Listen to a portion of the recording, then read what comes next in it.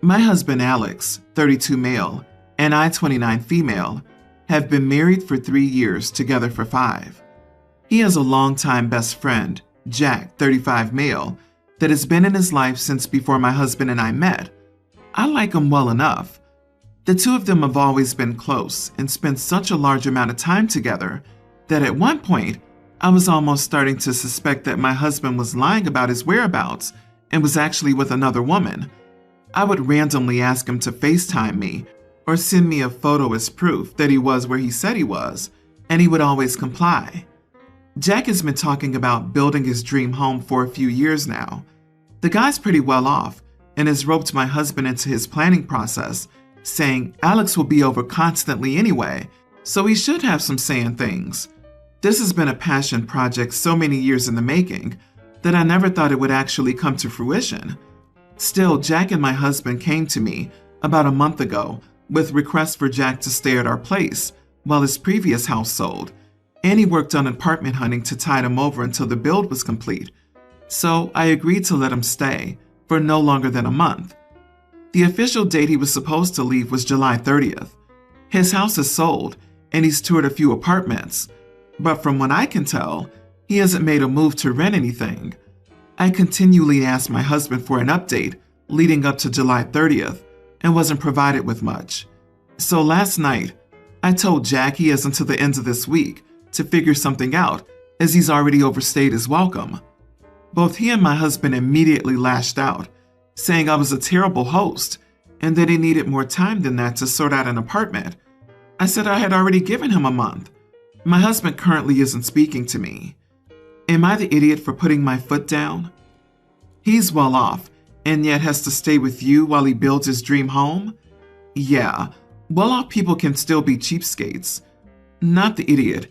You opened the door for a discussion about Jack staying longer when you asked your husband about his plans in the days leading up to the 30th, and he chose to be evasive. But why are you concerned about this fight when there's the bigger problem of needing to prove your husband isn't having an affair? Not having trust between you two, to the point that you all exchange photos of proof, is a big problem. Oh, honey, your husband is having at least an emotional affair. He may very well be having a physical one as well. It sounds like this situation shows that you need to figure out what's happening between them. Don't turn a blind eye any longer. You deserve to be your husband's number one, but it sounds like your husband already has a number one. So I suspect when the friend goes, the husband may follow. Sorry, OP. Somebody hold my Dr. Pepper while I jump into this pool of conclusions over here. Your husband and Jack are having an affair. Please update if Heck, that's my relationship nickname for husband and Jack, starts referring to the dream house they're building together as our house, or if they come to you with a convoluted story about how they did find an apartment, but it's for women only, and so maybe you could stay there for a while. Something is definitely up, OP. I recommend paying close attention the next few days, and I suggest you get a nanny cam if possible when you aren't around. I've read 3 paragraphs about a snippet of your marriage, and I'm second-guessing things. There's probably more. It genuinely sounds like your husband is just using your home as a crash pad until his boyfriend's house is ready, and then he'll bounce. I have a young child and an infant. The transition from 1 to 2 has been tough, especially with a newborn. My husband has been an amazing help, but he had to go on a business trip. Going on this trip would ensure he didn't have to travel for at least a year, so I told him to go as it was only a week. 4 days in, I was exhausted and overwhelmed. I got maybe an hour or 2 of sleep each night, combined with each kid's needs, housework, and me semi-transitioning back to work. I have no help outside my nanny, no family in the area, and friends are busy with work. Our nanny's also transitioning into caring for both kids, with a pay raise, now $30 an hour. She's mainly cared for my eldest since birth. He's gone to camp this summer, so she's worked about 25 hours a week, still compensated for her usual 36. I was fried and wiped, offering her overtime to come in when my son was at camp to watch the baby for 4 hours so I could nap. I told her if she didn't want to, it was fine, and I'd try to find a sitter. She insisted she could do it. I gave her the condition that I was not to be woken up unless there was a true emergency. Someone is ill or injured, there's a fire, or the baby won't take her bottle, mainly breastfed, but usually will take a bottle, or is inconsolable. She agreed. Remember that she's worked for us since our eldest was a baby. She has experience with newborns and knows what comes with that. I finally fall into a much-needed deep sleep. It felt like 5 minutes. It turned out to be 30. I'm being shaken awake. At first I was groggy and disoriented. The nanny was leaning over me saying the baby had a blowout. It took me a minute to come to my senses, and I finally said, "Okay." She asked if she should have a bath, do I want the sheets thrown in the wash, etc. I then realized there was no true emergency. It's normal for babies at this age to have that happen, and I've told her in the past, if my eldest wets the bed, just leave the sheets in the laundry room and bathe him. She just kept staring at me, so I snapped, "Do what you would do for eldest kid. Why did you wake me up?" She got defensive and said she was just checking. I reminded her of our deal, and she walked out. I tried to fall back asleep, but couldn't, as my baby was crying from getting a bath and being changed. I would have slept through it if I hadn't woken up, as they were in another room. I always wake up if she's beside me. Finally, the baby stopped crying, but I was wide awake and couldn't fall back asleep. After an hour, I gave up, went and grabbed my baby, dismissing the nanny. She texted me later saying I disrespected her, and she didn't deserve that. I told her I was sorry for my tone, but that wasn't an emergency, and it defeated the purpose of me getting a break. I paid her for the full 4 hours, even though she was only there for 2, as I did choose to dismiss her. She says I'm the mom, so it shouldn't be a burden. It's not a burden, but I needed the break, and she was being paid $45 an hour, overtime rate. Am I the idiot? Not the idiot. I'm no nanny. I'm a 22-year-old child-free dude. I wouldn't wake you up for that. Literally, what else would she think you'd want her to do with the baby in that situation? If you paid her to let you sleep, that's all she had to do. I know it's the last thing you need, but I'd start interviewing new nannies ASAP. OP pays the nanny fat, gives her explicit instructions as to why OP wanted to be left alone, gets angry when the nanny does not follow the instructions, sends her home and still pays the nanny for the agreed upon hours. OP is not the idiot at all. OMG, why have kids if you can't handle them alone? I'm sorry, but why is your older kid away at camp? I would never trust anyone with my child, especially with how everything is in this world. As for nanny, for her to shake you like that is a very good reason to wake up in a bad mood. You both are the idiots. I have no help outside my nanny? Entitled much? LOL? Do you know how lucky you are to have a nanny? Most people don't have that luxury. I just couldn't get past this. Onto your issues. Use your words. I'm exhausted. Do not wake me up unless the sky's exploding. Repeat.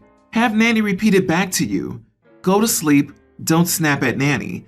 Jobs for her are a dime a dozen these days. I'm currently pregnant with my first child. My fiance and I collectively decided to hold off telling people for at least 3 months for the following reasons. I didn't want to jump the gun in case it didn't work out. My sister was in mid-pregnancy with her first after struggling with conceiving for 7 years, and we didn't want to steal the thunder. So the baby was born and all was well. My fiance and I decided to hold off another month so all attention could be on my sister and nephew. We announced it to his friends and family in the meantime, and everyone was super thrilled. A few days ago, I told my parents, and they were over the moon. I sent out a nice email with a little e-card and some sonogram pics to the family members that are spread out and that I don't see regularly and can't tell in person, my sister included, as she lives in a different state than I do. We got a lot of congratulations and excitement from almost everyone, except my sister and her husband. She called in tears, tearing into me for planning this and stealing attention from her son that took her so long to have. I told her this wasn't planned, it just happened. That made things worse, as I'm significantly younger than her, and then it turned into her ranting at me about how nice it must be to be able to get pregnant when she had to fight to get pregnant, struggle, in her words, actually worked to have a family. Her husband was in the background and backing her up. I told her we had even taken an extra month to wait to tell people, specifically so she and my nephew could have undivided celebration and attention. Then I ended the call. My fiance and his family are on our side. My family's a little too OMG new baby to gauge properly, but my sister and her husband think I'm an idiot. Am I here? Not the idiot. Drama queen detected. Your sister may not be in a clear state of mind due to hormones, exhaustion, and potentially even postpartum depression. Don't take it too personally, and let her have time to sit with it for a few days before trying to talk again. You've done nothing wrong, and she doesn't get to decide when someone else can get pregnant or under what circumstances. It was considerate of you to wait as long as you did. Infertility struggles cause trauma. It's a little harsh to jump to drama queen immediately. This sounds more like a projection of her struggles and resentment for her own perceived failure to conceive being pushed onto OP, rather than her being a drama queen. You waited 3 months while your sister was still pregnant, and then 1 month after the kid. Did she expect you to wait until you had your kid? And then what? Just say it was adopted? She's just mad because OP got a kid the way she wishes she had. It's jealousy. I can't get people wanting attention like they're in some sort of real-life competition or something. Anyhow, maybe it's just me. Also, postpartum depression is no excuse to act crappy. Wish you a healthy pregnancy. Ignore toxic people. They're not worthy of your attention. My fiance, male 25, was raised very differently from me, female 26. I grew up playing sports and from an early age, grew to appreciate my talents and respect other work ethics. To realize other individuals succeeding didn't take anything away from me, and giving 100% doesn't always mean success in life. I was given lessons about failure on the field and in the classroom, making me comfortable with loss. My fiance, on the other hand, has a more challenging time than me with this notion. He grew up in a small town with a graduating class of 70. In his high school, everyone knew everyone, and they definitely knew him. In his household, succeeding and excelling were all that mattered. His parents never taught him how to fail or cope with not always being the best. School was such an important issue in their household that he wasn't required to do any household work, cook or do laundry. He just needed to bring home A's. He loved the praise, the recognition, and the accolades he received for his achievements. And anyone should, right? Well, he doesn't cope with not being the best or receiving praise the best way. My fiance dropped out of college because he wanted to be the best in his hometown, to be amongst others who were smarter, more ambitious, harder working individuals than him, and couldn't handle not being on top. He couldn't handle figuring out new study methods. He couldn't help feeling average. He explained that he'd hate not going through school being great, and left, to which his family blamed me. From the outside, it looked as though he met me. We got serious. He left school. His family had no idea what could have changed besides him meeting me. It led to a hard integration process with his family. Now he's seen his former classmates graduate and start their careers, and he feels inadequate. He won't take a job he feels is beneath him because he's better than that. But the jobs he's interested in, he can't get because of his lack of a degree. I've attempted to motivate him to go back to school, but he's frankly afraid of the challenges and not succeeding the way he wants. I'm not sure how to encourage him to move past this, as excelling and being on top is all he knows. We have a daughter that just turned 2, and she's around that age where we're starting to implement our values and morals in her, to which she has a foundation to make her own choices. Of course, I want her to strive to be the best, to believe in herself, and to always go above and beyond what she's comfortable with, but I don't want her to crash and burn under pressure. I want her to respect others' talents, be comfortable with not always receiving praise, and be the best at everything she does. I want her to strive because she wants to, not because she needs validation or recognition. Am I the idiot for not wanting to raise her like my fiance was? Not the idiot, but your jobless fiance is. Not taking a job that's beneath him? There is no job beneath him, as he's a person and has a family to help support him. That's just code for lazy and entitled. Stop buying his BS. You've put up with his nonsense far longer than you should have. He needs therapy, badly. I don't usually deal in black and white with parenting. I think there's a lot of gray area on this one. You're right, he's wrong. Really though, therapy. You are the idiot for denying your own values by getting together with your fiancé, who's completely incompatible. You two are headed for a divisive co-parenting fight for the next 2 decades, which will only hurt your child, who will be stuck in the middle of it. Unless your fiancé gets therapy and then has a come-to-Jesus moment, there's no answer here. You can't defend your values unless you defend your values by waiting until you find someone who shares them. Agree. His child needs him to provide for her, but he won't take jobs or go back to school. He's not adding anything to this partnership. He is the average loser he thinks he is. He needs to get over it and provide for his family. I, 34 male, have a sister, Caitlin, 21. We have a decent age gap. We're technically half siblings, but never used the term. Her dad left before she was born.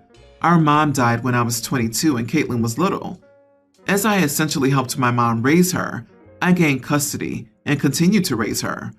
I adopted her, and while we still refer to each other as brother and sister, she will always be my first kid. I changed her diapers and started clothing and feeding her long before our mom died, as our mom needed financial help. I was there for every nightmare and temper tantrum and survived the hormonal teenager years. She's my kid, no doubting that. Caitlin is at college now but still lives with me on breaks. I've been dating my current girlfriend, Abby, 32, for 8 months. We've begun discussing the future, what we see for ourselves, etc. I mentioned that it was important that Caitlin always have a home with me, that I'd always want a room set aside for her, etc. Abby was somewhat hesitant and asked why. I told her that if anything happened, I want Caitlin to have a safe place to land. Abby doesn't like that. She asked what happens when we have kids. I said I could care for all of them, but Caitlin is my first kid, and she'd be a priority, same as the rest.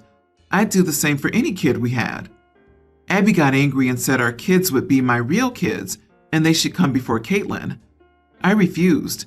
She told me this was wrong, and I'd be a horrible father if I acted like this.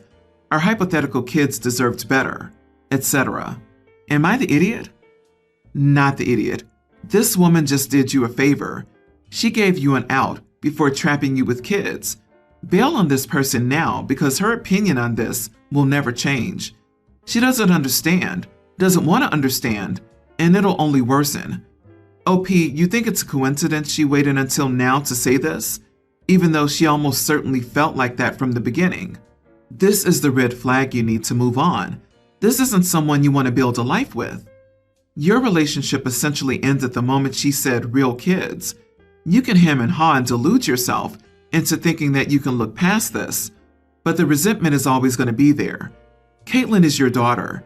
Your partner doesn't see her as your daughter and believes that biological children, who don't exist, are real, and that any child who comes from alternate situations, like adoption, is not a real child.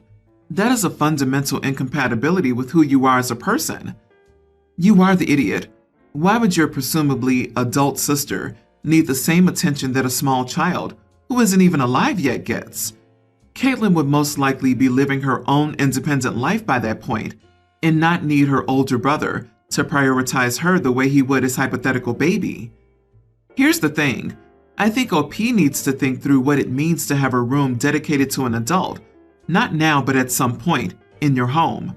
At some point there has to be some sort of reasonable balance and expectation that the little sister is responsible for and can manage her own life. Good luck to all of you.